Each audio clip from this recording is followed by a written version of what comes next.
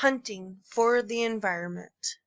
This is a media presentation for Literature and the Environment by Jessica Clark. To hunt. Feeding your family, becoming one with nature and beast, regulate overpopulation of certain animals.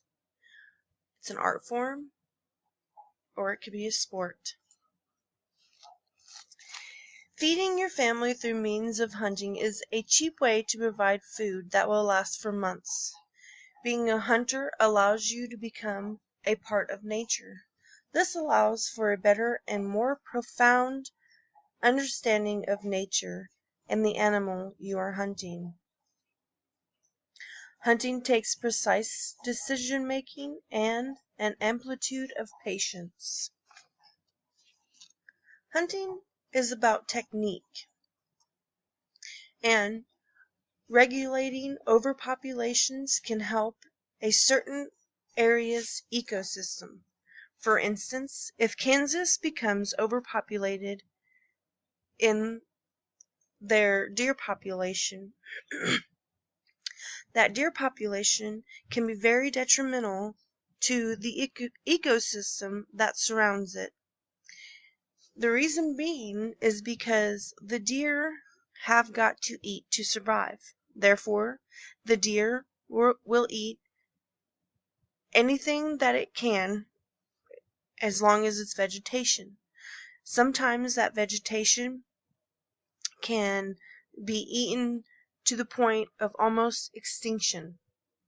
And that's why it is important to have a counterbalance when there is overpopulation of certain animals in an area.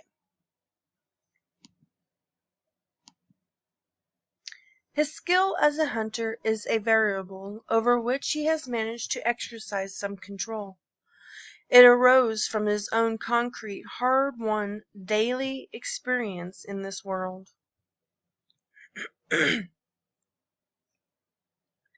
His luck, or lack of it, is thought to be deeply connected with patterns of nature that lie, dim and unseen, but always acknowledged beyond his personal grasp.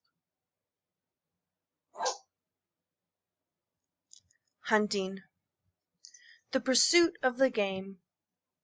He neither creates nor changes. The design remains immutable. Although there are activists that want to protect against animals, they have to realize that there is a reason why there needs to be hunters, and animals need to be hunted. There is a sense of respect for the animals that are being hunted that will become a foundation for ethical hunting and decision-making.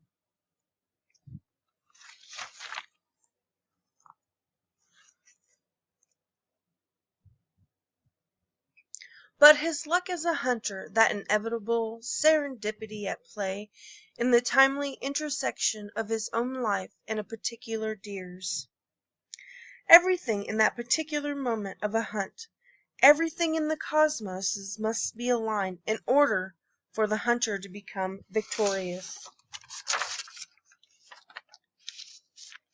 The deer is a living, breathing animal that has thrived in harsh country and possesses an incredible instinct for survival.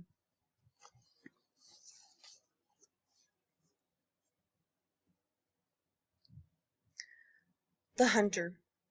There are different seasons that each skill is allowed to be used, and there is always a cap on how many deer there are allowed to be hunted.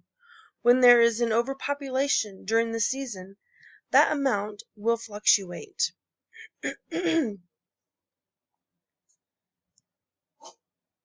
There are bow hunters, muzzleloader hunters, rifle hunters, just to name a few. The hunted. There are different game to hunt, and again, when overpopulation occurs, hunters are allowed to hunt such to improve an undesirable, maybe perhaps a fish population, and in some areas deer or elk populations. Now, overpopulation doesn't have to occur in order for animals to be hunted. There are different seasons, like you see here at the Kansas Wildlife and Park Tourism website. They have bullfrog season, squirrel season, running season, rabbit, coyote. That's just a few of the animals that are hunted here in Kansas. There's deer season, turkey season, elk season, and the list just goes on.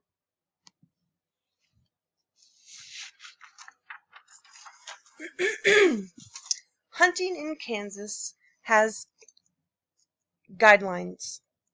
Guidelines for hunting are taken very seriously, and each county and state lines have their own specific rules and regulations that are to be followed when hunting. If there is an accidental shooting of a deer that was not in season, or a turkey that was not in season, or any game that's out of season, or is not regulation size, that must be reported to the authorities. Hunter safety. It is important. If you are a hunter, you have hunter safety. Anyone born on or after July 1st, 1957 must be certified by an approved course in hunter education before they can hunt in Kansas. Except anyone who is 15 years or younger can hunt with a adult hunter that has their certification. Now, this is just a law that is in Kansas. Other states have different laws, but on a federal level, all hunters have to be certified in hunter safety and have their hunting license before they can hunt. Hunting regulations.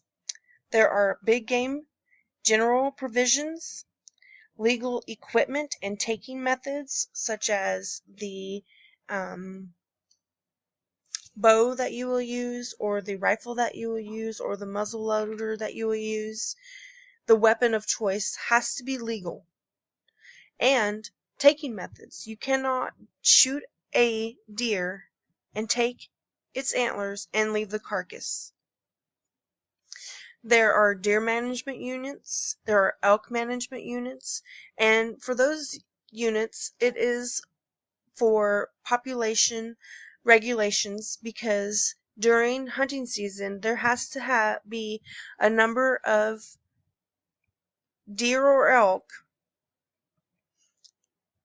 and each hunter is given tags, and for those tags they are only allowed, for each tag, that's how many either deer or elk that they're allowed to hunt. There is a scoring system. There are control permits, deer permits, and bag permits. And this is all in place to have a prolonged, huntable wildlife for future generations to come.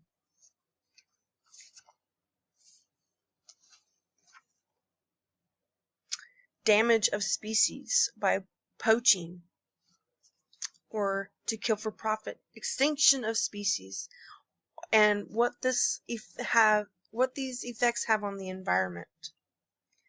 To kill for profit, bear gallbladders and bighorn sheep antlers are worth top dollar due to their so-called medical properties. Not only are bear and bighorn sheep hunted for their so-called medical properties, but rhinoceroses are hunted for their horns. Elephants are hunted for their tusks. And many other animals are hunted for so-called medical properties. Extinction can have the effect of not having certain animals in a particular environment. And when that happens, those communities that live in that environment live off of tourism, of people coming to visit their environment, and without animals such as elephants or rhinoceroses or cheetahs that live in their natural habitat, if they are extinct and are no longer living in those communities that use tourism for their financial resources, that's devastating on the ecosystem and the environment of the people that live there. And the effects of the environment without natural predators can lead to overpopulations that leads to devastations of the ecosystem. Like I said earlier about the deer in Kansas. If there was an overpopulation of deer in Kansas, that ecosystem will suffer. He utilizes every part of it, hoofs and marrow and hide and swine and flex. Waste is abhorrent to him, but because he believes in the intrinsic virtue of thrift, but because the deer had died for him, meaning that it is very important to use as much of the animal as possible, so there is little to no waste. That animal has died in order for the hunter to have his trophy, and that utilizes the hunter's art form and sport, and also it connects the nature from the animal to the human being.